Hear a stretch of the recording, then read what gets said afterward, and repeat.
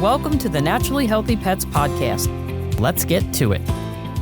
Welcome. You're listening to Dr. Judy Morgan's Naturally Healthy Pets Podcast, and I'm your host, Dr. Judy Morgan. Today, we are going to discuss something that can be very difficult for many of us, and that is healing from pet loss grief. As you all know, I have had many dogs and cats and birds and horses. And unfortunately, our pets do not live as long as we do. And so if we have animals, we are all going to have to deal with pet loss and the grief that goes along with that. So my guest today is Erica Messer, and she has been increasingly passionate about educating people on the issue of pet bereavement since her cat Wolfgang fell off her apartment roof and tragically died. And many of us have been in that position where an animal dies tragically and we don't have, unfortunately, that time to prepare ourselves. She now shares her ways to cope with pet loss grief and offers solutions as well as permission to normalize pet loss grief. She is the founder of Wolfie's Wish, a pet loss support company, which is amazing because this is something that so many of us need. Erica, thank you so much for agreeing to talk to us about this really tough subject. Thank you for having me and being willing to go there. It is hard for a lot of people, but there are solutions, which I didn't know existed when I needed it. So that's what I'm doing now. Exactly. So at what point should people be looking for help? I've got a dog with cancer right now. He's almost 16. He doesn't know he's sick. He's got multiple comorbidities, and he still runs around, plays with the young dogs, bounces through the house, eats like a champ. So I haven't even come close to going through the anticipatory grief with him because he's doing great. Now, at some point that will change. Yeah. So is it better if you know that something is coming? Obviously, if we have a tragic loss, that is a sudden loss, we don't have time to prepare. But what kind of things can we do moving into that? Like, I know at some point this guy's going to start acting sick. And so what kind of things can people do to kind of help move into that? Yeah, that's a great question. I would say in a perfect world, as soon as we adopted a pet, or some people purchase pets, would be the time to have a sort of an SOS plan, right? Should my pet fall sick or get injured, what are some basic things I want to have happen? Do I want them buried or cremated? Do I want an urn? Just basic questions. And then to answer your question with the anticipatory preparation, it's a really good time to start keeping a journal or a log of the condition, the energy, the appetite of your dog, to be able to see the signs clearly when they do start to lose energy or stop eating, or some habits change that maybe are hard to see day to day. But I work with a lot of pet caretakers, and they keep these logs. And when they come and see the pet, whether it's biweekly, weekly, sometimes monthly, they're able to see the signs a lot more clearly than the owner, which is really enlightening. So I don't think it's ever too early to start to, be aware of the health concerns and needs that may come up. But also, it's never too early to prepare ourselves and to put into practices for self-care, for allowing time to grieve, for finding support groups, should that be an interest, to you or someone and just start exploring, how am I going to get through this? How am I going to take care of myself while I take care of my sick pet? And then, we get into in-home euthanasia choices, and just I think having a plan is the best thing we can do. And then it's a waiting game, right? And we want our pets to have long, healthy lives. And palliative care that's what that's for. That's to extend their life and have a good quality of life while they're still with us. Just because, your pet has cancer doesn't mean it's the end and you have to euthanize them when you find that out. Not at all. Yeah, we actually have a whole course that I put together with Michelle Allen, who founded Monkey's House Senior Dog Hospice in New Jersey, and hospice and palliative care can make such a huge difference. And I was just answering emails before I came on air, and someone sent me an email and said their dog was just diagnosed with stage 3 kidney disease. Their veterinarian gave the dog 1 to 2 months to live. And I cringe when I see that. I deal with a lot of heart patients as well. And I cringe when they're time stamped and they're given, you've got 2 months left. And I look at these and say, one of my own dogs, the cardiologist said, oh, he's got 2 to 3 months left. I'm really sorry. And I, nodded my head and thanked him and said, that's great. I'm going to go do my thing now, which is the alternative care. And that dog lived 2 amazing years Wow. after his death sentence and his Wow. timestamp. And so I think that is really critical for people to understand that sometimes you're given a very poor prognosis that you don't necessarily have to go by. So palliative care, we're not talking about trying to cure them. We're just talking about comfort, keeping them comfortable. I'm not about keeping an animal alive and longevity based on, just being able to say, oh, I got 2 years. It's being able to say, no, we had an amazing quality of life for those 2 years. So if someone knows ahead of time that their pet is time stamped or that they do have a terminal diagnosis, are there things that you recommend other than keeping a journal to kind of keep track of, are they still doing okay? Are there other things that you recommend that people do to try to prepare themselves? I mean, I think that there are things that we can do so that when they do pass, we don't have that guilt. We're like, man, I packed it all in there. So like every day counted. So are there things that you recommend that people do that can kind of help ease that burden? Yeah, I think having a bucket list is a really great suggestion. There's the IHCP and all the veterinarians that are part of that organization are just amazing and will help people through that time of palliative care and getting the special needs that their pets require. But Colleen Ellis, and she's got, I think, a downloadable sheet with a bucket list of things and experiences you want to have with your pets. And it's something that we don't really think about ourselves until we are given some kind of, timeline, and then we all kind of start to rush. So it's good to do anytime. But I have a friend, and her dog had a spinal injury, and they quickly put together a list of things like, well, my dog's never seen the snow, so we're going to make that happen. And, on the last day, he's going to have nothing but peanut butter cups. Like, she wrote down all the things that were going to make her feel good and have good memories.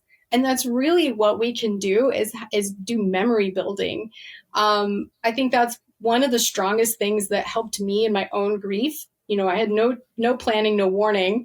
And yet what pulled me out of those dark days was, hey, what was good?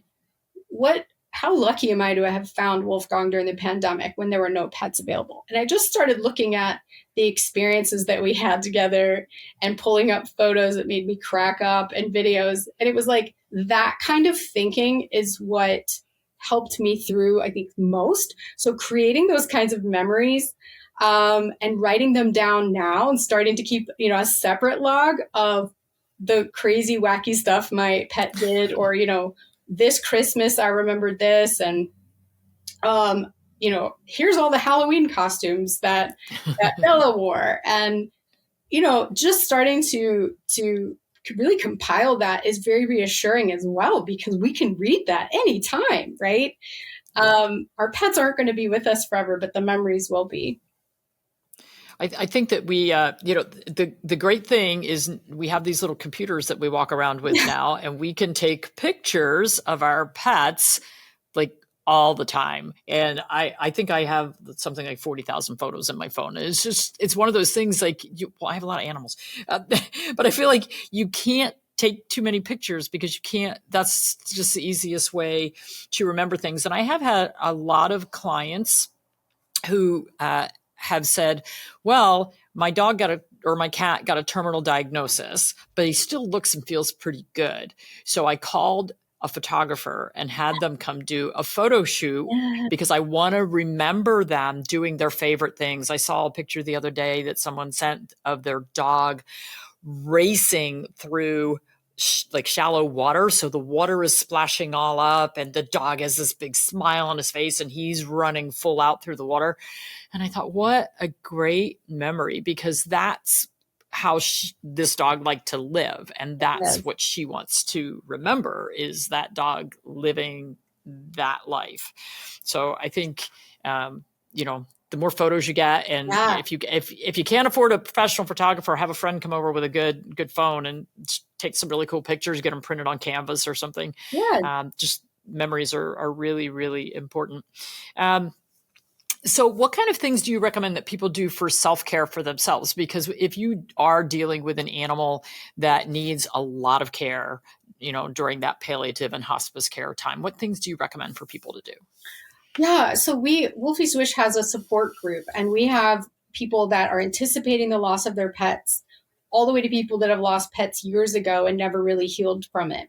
So I think finding some kind of group where you can relate to other people, such as maybe a Facebook group. We have that as well, but maybe there's one that you're already a member of. So you can pose questions, you can bounce things off people. And of course, if you can afford and find one-on-one counseling, that's also a great option.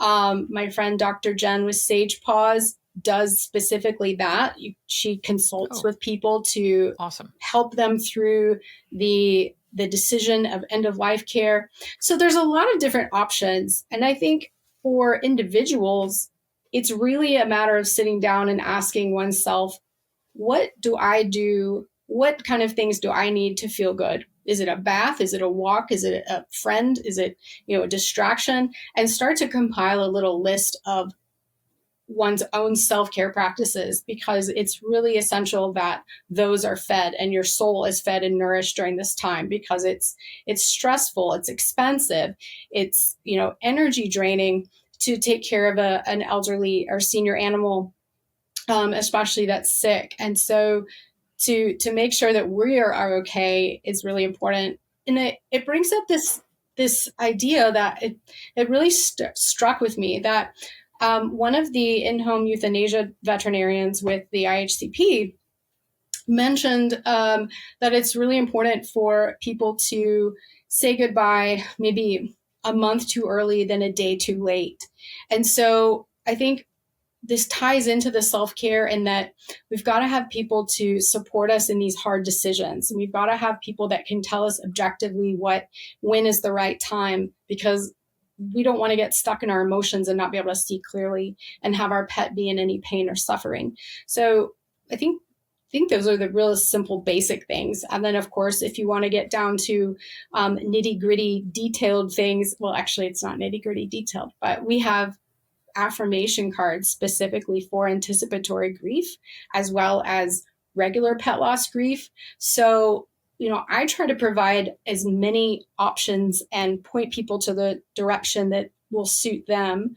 And that's what I'm building my resources page for. Is there's blog articles, there's podcast links, there's YouTube video links, there's, our support group. And I think it's a great place to just get started, whether you are you know that you're going to have to say goodbye, or maybe it just happened and you need some help real quick, like I did, and I didn't know where to go. So that's what I'm really building Wolfie's Wish about, is to help people plan and prepare, but also be there for them when they are just like, oh my gosh, this just happened.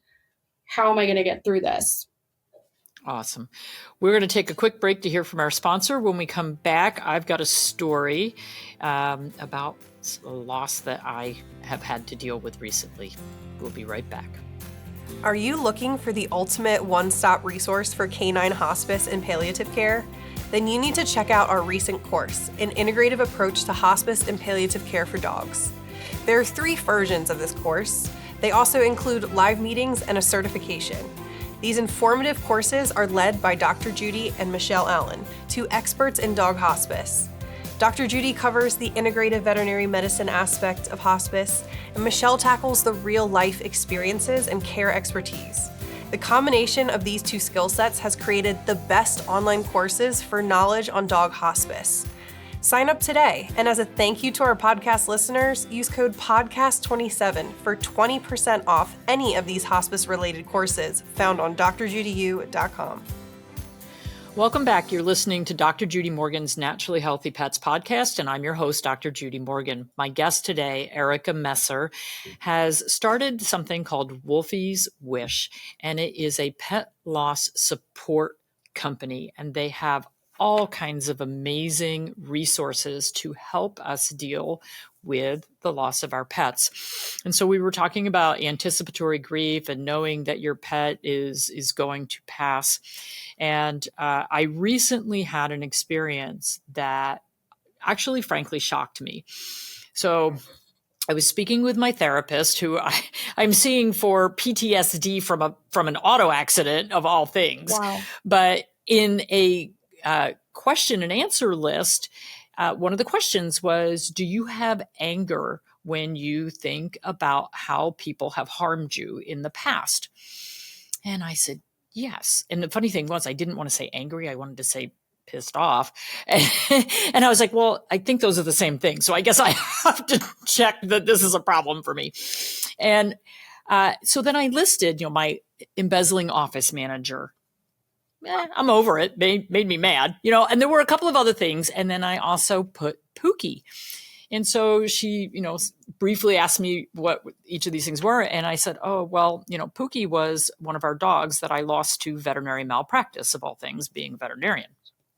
And so then I just kind of went on, talking about something else. And a couple sentences later, she says, let's go back to Pookie. And Pookie died like 5 years ago. I lost it, crying hysterically. And I'm like, oh my God, I thought I had handled this. I haven't. It's been 5 years. And that is how, and I used to see this in my clients in the clinic. They would be on dog number 3 and still grieving for dog number 1 that they lost 20 years ago and not able to get past that. I still get Christmas cards from people with the dog they lost 20 years ago on the card, not their current dogs. And so that people have not handled that. And that's why what you do is so important, because so many of us get stuck. And my way of dealing with it has been, anytime it pops into my head and I envision what happened and I'm angry, I immediately change this channel and I go somewhere else and think about something else, because I can't even face it in my brain. But so what she told me was to go home and write a letter to Pookie. And I'm like, yeah. So, and I posted it on Facebook. I said, I have to write a letter to Pookie, and my followers know who Pookie is. And so, and they know that she passed a long time ago. And so here we go all over again. And it's amazing how that can just get stuck in there. And so I actually didn't write the letter. I had a list of about 20 questions that I had to answer. Like, what are you angry about? What do you wish was done differently? What would you say to her now if you had the chance? And by the time I had written out my answers to those 20 questions, I was sitting in the car by myself, crying hysterically. Luckily, I was parked where there was no one around, but I was crying hysterically, and I got it. And it cleared. I can now talk. Like, I could not have talked about this 2 weeks ago without me crying here on air. And I finally got it, because I had all this guilt. And I think that a lot of us get stuck in guilt, and particularly your cat fell off the roof, things that are unexpected. I had a dog who drowned. There's a lot of guilt that is associated with us not being vigilant or us not being able to provide what they needed, whether we didn't have financial resources or medical resources or whatever. And I think a lot of that getting stuck revolves around feeling like you didn't do the right thing, or you did something wrong, or you took them to the wrong doctor, or you couldn't afford whatever they recommended, or and so I can tell you that doing those kinds of exercises, they may seem like, oh yeah, that's never going to help. It was almost a miracle for me. And it's interesting that I'm interviewing you because this just happened to me very recently. So I think it is. And so do you deal with veterinary professionals with compassion fatigue, like those veterinarians who are going and doing it? I have so many friends who all they do is in-home euthanasia or house call, hospice, and end-of-life practices. Mm-hmm. Do you get a lot of calls, or do you have to help a lot of people? I mean, maybe the people that do that have a lot of self-care that they do to keep themselves okay. Yeah, well, first of all, I'm so glad to hear of your clearing, and I wanted to say that one of the things that we have is a template to write a love letter, because it was so healing to me to laugh and cry and get all those memories down and say everything I wanted to say. So the practices of the Wolfie's Wish grieving cards are really simple. But I myself was terrified. I said to myself, I'm going to get stuck here unless I do something serious. And I devoted every ounce of my being to healing. And I did it. And I can talk about Wolfgang. I can laugh when I see a picture of him. And that's what the company is about. His wish is for all of us to heal and be able to open our hearts to other pets again. And so very happy to hear that you have progress there, because it'll stay with us forever. It just gets stuck in there. My goal is to be able to help with the veterinary crisis of compassion fatigue by having veterinarians defer their clients after euthanasia and say, here's support, here's help for you. I'm not a psychologist, I'm not a counselor, I have a patient waiting.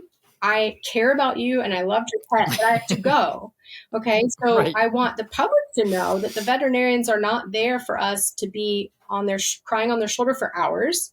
That's what I would love to do. I would love for you to come to me, and I wish you could cry on my shoulder, but to have the resources and support, and so that alleviates the veterinarians from having this extra burden.